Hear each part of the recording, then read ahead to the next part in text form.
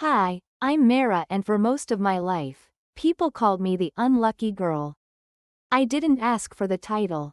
It grew on me the way dust gathers on ceiling fans quietly and everywhere. When I was 8, my school bus broke down on the day of my dance performance and my aunt laughed. A mirror's Nazar again. When I was 13, I cracked my front tooth during Coco and the dentist had to file it. Our neighbor sighed, "Poor thing, meet the moo." When by the time I was 25 and living in Pune, I had collected a small museum of mishaps. Phones dropped into puddles, jobs that evaporated during probation, rain on the day I wore new shoes, a boyfriend who needed space and then posted pictures hugging that space in Goa. I stopped telling stories because people took them as proof that luck disliked me. I half believed it too. But here's the truth I wish someone had told me earlier. A life can carry a label for years and still be nothing like its name. This is the story of how I fell in love while the world expected me to trip and how I learned to stop bowing to a word like unlucky. I rented a room above a pharmacy near JM Road, the kind of room that pretended to be bigger with mirrors. My job was at a small bookstore cafe called Word Plus Chai. The sign was crooked because the owner said he liked it whimsical. I liked arranging the display table. New arrivals at a 45 degrees angle. A small brass D that smelled faintly of past Diwalis and a hand-painted blackboard with the daily quote that I wrote in chalk with almost religious neatness. The pay wasn't grand, but books talked back to me in ways people didn't. On a Monday that didn't promise anything, I was cleaning the glass door, drawing circles with the cloth when he walked in. Late afternoon sun behind him, making a halo nobody earns. He shook rain from his hair, turned and caught me staring at the halo, not him. "Sorry," he said, as if the weather had personally offended me. "Is it okay if I sit there?" He pointed to the corner table, the one near the plants where the AC didn't bite. "Of course," I said, and promptly dropped the cloth bucket. Splashing my own feet. The manager, Hitesh, looked up from the counter, squinted, and then went back to his Excel sheet. "The unlucky girl does it again." His eyebrows wanted to say, "The boy, the man really, but boy feels honest," was named Ishan. He ordered ginger chai and a plate of curry biscuits, asked me if we had the Marathi translation of The Little Prince, and smiled in a quiet way when I handed it to him. He had engineer hands, knuckles with little stories, and a way of looking at book titles like they were choices he genuinely respected. He sat for 2 hours reading, sometimes smiling to himself, sometimes frowning, and I pretended to rearrange the bookmarks just to walk by. It should have been nothing. People walk in and out of bookstore cafes every day, carrying their afternoons with them. But when he paid, he pulled out the exact change, then hesitated. "Do you also have dessert? Like something tiny?" Hitesh was a purist about chai and books. "We had no desserts." I said, "No, but there's a bakery next door." Then immediately added, "I mean, there used to be. It shut last month." "Sorry." "Ah," he said, "my luck." He shrugged and smiled, a little embarrassed by his stomach. I don't know why I wanted to rescue that moment. "Wait," I said, and rummaged in my bag. I had a single kaju katli left from my cousin's engagement. I put it in a napkin and slid it across the counter on the house. "Actually, on my bad day fund." "You have a bad day fund?" he asked amused. "I collect small, sweet antidotes," I said, surprising myself with the phrase. "For when things go sideways." He laughed soft and genuine. "Then this is perfect," he said. "I'm Ishan Meera." "Thank you, Meera, who has antidotes." He left with the book, the kaju kukati, and a look back at the door that lasted a heartbeat longer than necessary. I pretended to wipe the counter, but what I wiped was the outline of his leaving. 2 days later, he came again. Same corner, same chai. "How was your little prince?" I asked, and then blushed because it sounded flirtier than I meant. He's complicated, Ian said, grinning. But he convinced me to tame a fox and water a rose, so that's something. Then, as if we were picking up a conversation we'd paused, he asked, "Do you always carry sweets? Is that like a system?" "I'm not a walking candy shop," I said, pretending to be offended. "I just like being prepared for what? For a world that forgets to be kind." It slipped out the way some truths do when you aren't looking. His grin faded into something softer. He nodded. "I like that," he said, prepared kindness. "Things happen the way they do when monsoon stitches itself into a city. Small constant adjustments." Ian kept coming, always in the late afternoon, always with his exact change. He worked as a junior architect, he said, designing affordable housing that could survive tantrums from weather. He had moved back from Bangalore because his mother's knee needed surgery. He and his sister were taking turns. He didn't volunteer all that in one go. We collected each other's details like pebbles we kept in our pockets and rubbed smooth. It would have been a clean, slowly brewing thing if my title hadn't shadowed me. The first time we tried to meet outside the cafe, just a friendly walk to the university gardens, the bus I was on stalled near a flyover. Traffic curled into a knot. And Pony decided to show me all her honks. I texted him, "I'll be there soon." And then 15 minutes. And then I think my bus became a parked car. He replied with a selfie of him sitting on the garden bench, raincoat hood up, thumbs up. When I reached, soaked and apologizing like it was my language, he stood and said, "No problem. We can walk in the drizzle. It's the city's free spa." We walked. I thought it would be awkward, but the drizzle softened everything. The edges of buildings, the distance between our shoulders. He told me about an old teacher who insisted every line in a drawing must have a reason. I told him about my mother's insistence that every bad thing could be explained by planets. "You're Manglik?" he asked gently. "Yes," I said. A pundit announced it as if I had termites. I expected pity. He said, "Good. Then you're forged by fire, strong metal." Later at home, my mother phoned and asked if I'd gone to the temple that week. I said yes. I didn't tell her I went because the temple was on the way to the gardens and I needed to use the washroom. Luck and devotion take whatever doors we give them. There were more hiccups. The rickshaw that broke down exactly in the middle of a silent street. The pastry shop that ran out of everything just when Ian decided he wanted to try whatever you recommend. The day the cafe's water purifier sputtered to a stop and we had to close. Each time my first impulse was to apologize to the universe for existing. Each time Ishan deflected it with an almost mischievous patience. "Let's call it adventure tax," he said once when we ended up eating pony puri under a leaky awning because the restaurant we chose had a private event.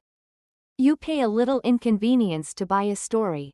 "I don't want stories," I muttered. "I want normal." "And when you get it," he said, popping a pori into his mouth, "you'll miss these jagged edges." I laughed despite myself. Jagged edges. My life had been full of them. But next to him, even the sharp bits seemed to catch the light differently. One evening when the rain decided to be a storyteller, we sat in the cafe after closing, listening to it tumble from the awning. Hitesh had gone home. The street had washed itself quiet.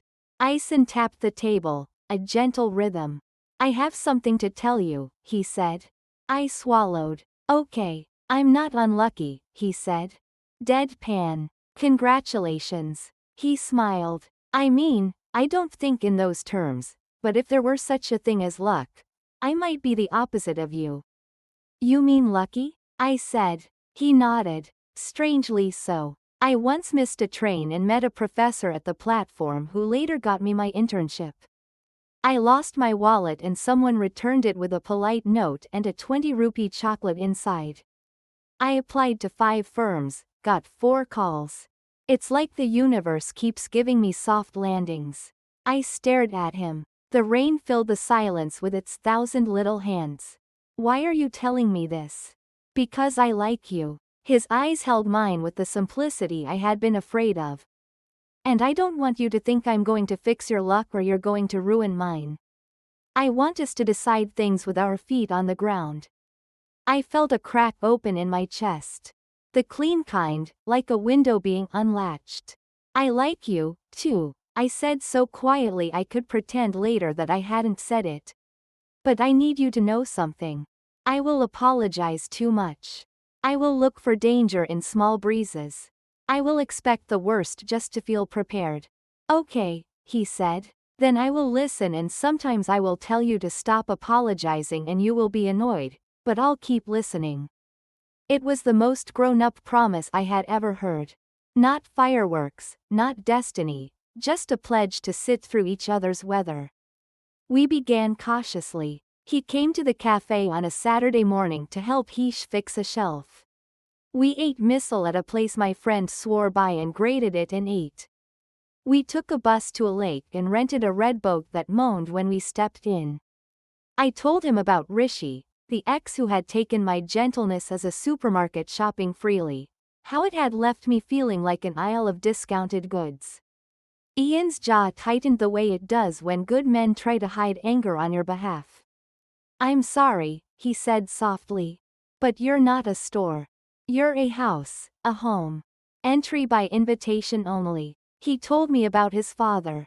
Gone since he was 12, and how grief doesn't ease so much as change shape, becoming a companion you learn to walk with. He told me about the night he learned to make doll from YouTube because his mom was in the hospital and how the doll was terrible, but his sister ate 2 bowls to make him feel like a chef. We laughed. We built little rooms of trust, and then of course something snapped. It always does. The architecture firm Ishan worked for won a big project housing for flood-prone areas in Ratnagiri. They wanted him on site for 6 months. It wasn't that far, but it wasn't Pune. He tried to be matter-of-fact when he told me like he was reading bus timings. My stomach did that thing where it misbehaves without asking for permission. That's great, I said, meaning it and not meaning it. You'll do such good work, he smiled, then studied my face. And I said, picking at the corner of a napkin. This will be the part where I am bad for someone's life again. Mirror, he said, how did you reach there? You don't see it? The words arrived hot. Every time I get close to something good, it leaves or breaks. What if the title is true? What if I carry a little storm with me? What if you go and something goes wrong with you? With us, with the site? He exhaled long. He could have said 100 rational things. He didn't. He reached across the table and covered my restless fingers with his. What if, he said slowly, you release yourself from being the cause of every cloud? What if you let life be complicated for reasons that don't make you responsible? What if my project is mine to manage and our relationship is ours to tend and luck is just a lazy word for the messy math of timing and choices? I blinked at him. The cafe sounds, milk steam, cups clinking became suddenly precise. I don't know how to do that, I said honestly. Then we'll practice, he said. We'll build a practice the way I build houses, brick by brick. I'll call each evening. You'll tell me one small win of the day. I'll tell you one mistake I made so you remember I do. And when your head starts saying bad things about you, send me a message that simply says storm. So I know to hold the umbrella. I laughed and cried at the same time. The unattractive, messy kind of cry that confirms that you are a human and not a myth. Okay, I said practice. He left 2 weeks later with a backpack and a list of places in Ratnagiri where we could meet halfway on weekends. I stood at the bus stand and waved like in old movies, except the air was full of diesel and my hair stuck to my head and it felt nothing like the movies and everything like life. Practice started with awkwardness. The first evening he called from a room with a fan that sounded like a helicopter trying to retire. Today, he said, we measured a site wrong and had to redo everything. My mistake. I apologized and then fixed it. Your turn. I told him I'd found a blue kurta for 300 rupees and the color didn't wash out in the rain. When? He shouted, and I could hear someone in his background laugh. We slipped into a rhythm. I told him about customers who asked for book recommendations and then bought the exact opposite. About Hitesh's new passion for crossword puzzles that made him insufferable at checkouts. About my mother's WhatsApp forwards and the doctor's report that her sugar was finally under control. He told me about a mason named Shesh who remembered measurements better than any app. About the time a goat persisted in entering their office. About the old woman who insisted on bringing them hot pakris and scolded them like a grandmother. Each call was a small stitch closing a distance, but there were days when practice wasn't enough. I came home one Wednesday to find my room soaked because the upstairs tenant's pipe burst. The pharmacy owner downstairs shouted up the stairs about the water dripping onto his precious stock. My clothes floated in a shallow pool. I wanted to sit down and grow moss. I called to Sean, voice shaking. Storm, I said. He didn't say it's okay. He didn't say calm down. He said I'm here, start wherever. So I started with the smell of dead hole rising from the pharmacy and ended with the curve of my wet shoe. He listened as if my soggy socks were a matter of national importance. When I was done, he said, I'm angry this happened to you. I wish I could wring out every shirt. Can I send you something stupid to make you smile? I said yes. He sent a voice note attempting to sing an old Bollywood song in which he changed the lyrics to be about buckets and pipes. It was terrible. I laughed until the pharmacy owner knocked to ask if I was okay because I sounded deranged. We found ways to inhabit each other's days. I sent him pictures of handwritten notes from customers who couldn't remember authors but remembered covers. He sent me sketches of houses designed for water to pass through without ruining everything. Raised plinths, cleverly sloped floors, secret drains like escape routes. When he came to Pune for 2 days, we cooked dal together. It was still terrible, but we were full. Then one afternoon, Hesh told me he wanted to expand the cafe. A reading circle, he said, eyes bright. Local authors, open mic, people with poems in their pockets. Will you run it? My heart leapt. Then it looked down and remembered the fall. Me? I asked as if I were a surprise to myself. Yes, you, he said. You remember people's orders and their book moods. You write those quotes as if they're from your own mouth. Who else? I said yes with a brave mouth and shaky bones. The first event was scheduled for a Saturday evening. We made posters with hand-drawn teacups. I called it Pages and Pour. I curated a list of short stories, printed little cards with lines from each. My stomach became a hive of what ifs. What if no one came? What if everyone came and I forgot how to speak? Saturday arrived with an energy that felt like an exam hall. At 3, the power went out. The inverter coughed and died. Hitesh's face contained a whole drama. I'll sort it, he said, rushing out to the electrician. Clouds bickered above the awning. I stared at the empty chairs and felt my old label sit down opposite me, crossing its legs. Unlucky mirror. Of course. Of course. The first event will be cut by darkness. I messaged Ian. Storm. Barely a minute later, my phone rang. Tell me everything, he said. I told him about the electricity in the chairs. The way the awning had started to drip like a nervous tap. Okay, he said. Listen, not advice, just a picture. Remember that old woman who brings us pakus? She says they taste better when the first one sticks to the tawa and you have to start again because then the pan knows you. Maybe this is your first BC curry. Are you comparing my event to bread casualties? Yes, and I stand by it. Now, what can you control? I can light DOS. We have those brass ones. Perfect. Do that. One more thing. Stand at the door and welcome whoever comes. As if you expected exactly that many. Because you did. You expected whoever was brave enough to show up through rain. His voice, steady and practical, moved my panic into a corner where it could sit and sulk. I hunted for dios, placed them carefully, rolled up the awning to let in light. People started arriving. First 3 college girls with wet dupatas, then a man who smelled of newspapers. Then a retired couple who said they live upstairs and had always been curious. I smiled with my whole body. When the chairs filled, we stood. When the rain grew louder, we read louder. Someone read a poem about losing and finding keys. Someone else read a letter to their 10-year-old self. The room glowed with the kind of brightness electricity doesn't know how to make. When it was over, the retired uncle said, "Beta, this is better than TV." And I nearly cried because that's the old Indian man version of a standing ovation. After everyone left, after Hitesh finally fixed the power, after the city shook rain from her hair, I sat on the counter and texted Ian. "We did it," he replied with a photo of his palm.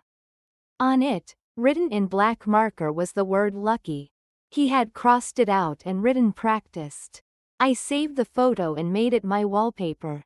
But happiness rarely comes without a quiz. The next month, my mother brought a proposal. "His name is Aniket," she said, as if presenting a sleep remedy. "Good family, stable job. Your uncle knows his uncle. Nice boy. We can meet them on Sunday." I tried to keep my face from showing everything.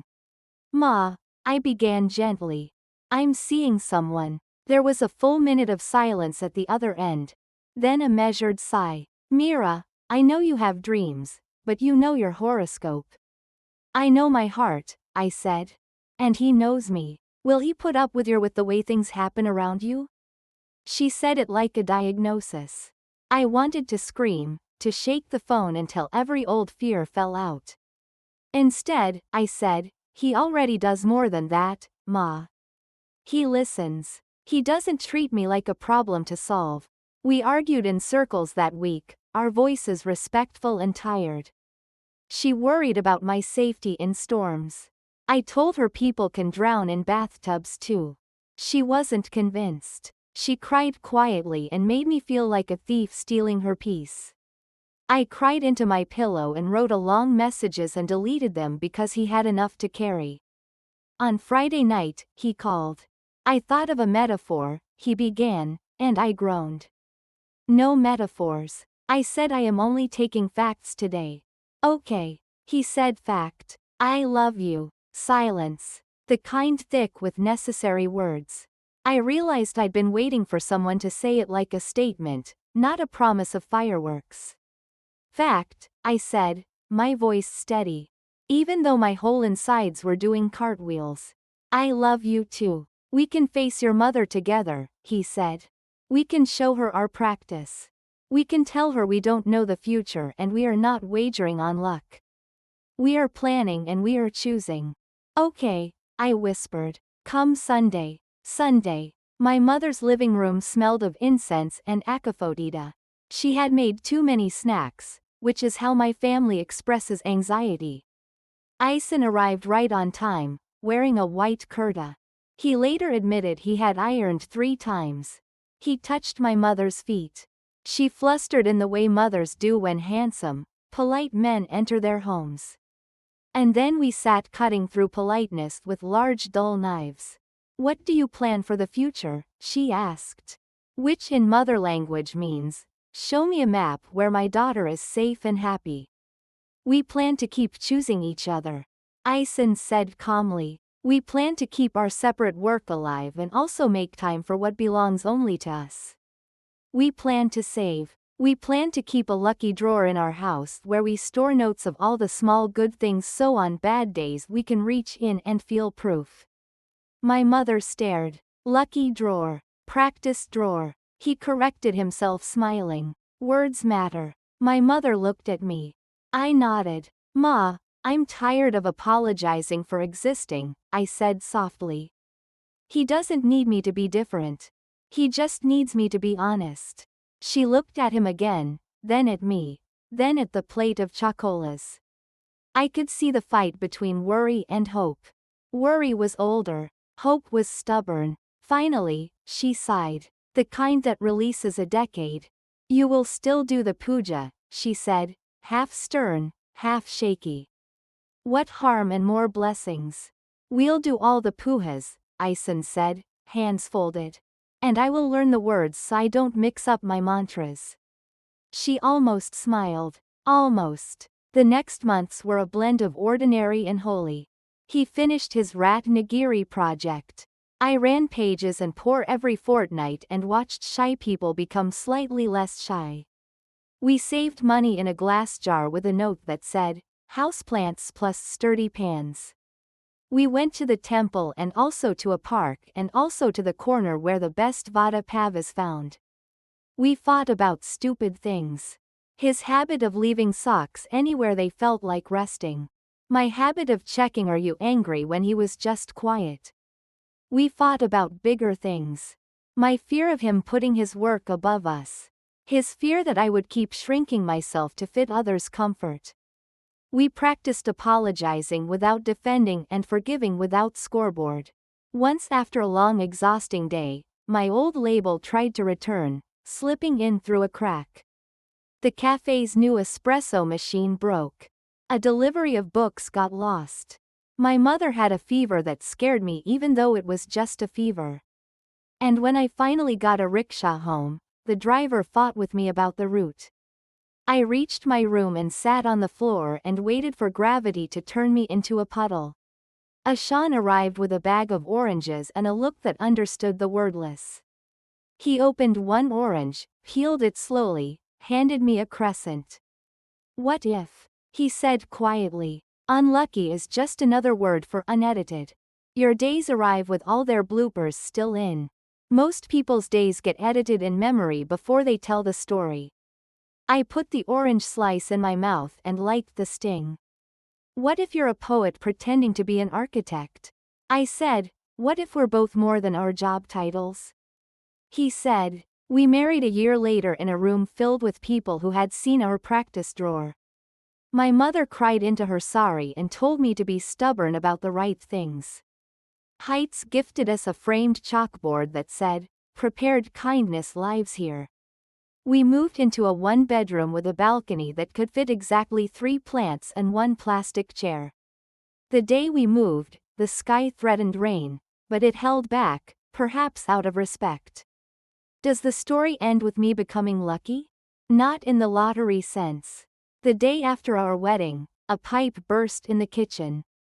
2 months later, my scooter's tire went flat in the middle of a flyover, and Isa had to push while I steered, laughing like people who choose to be ridiculous together. Once a pigeon decided our balcony was its maternity ward and refused to leave. There are still storms. There are still labels offered by people who need stories to be simple. Here's what changed. I stopped kneeling before the word unlucky. I learned how to name things more precisely.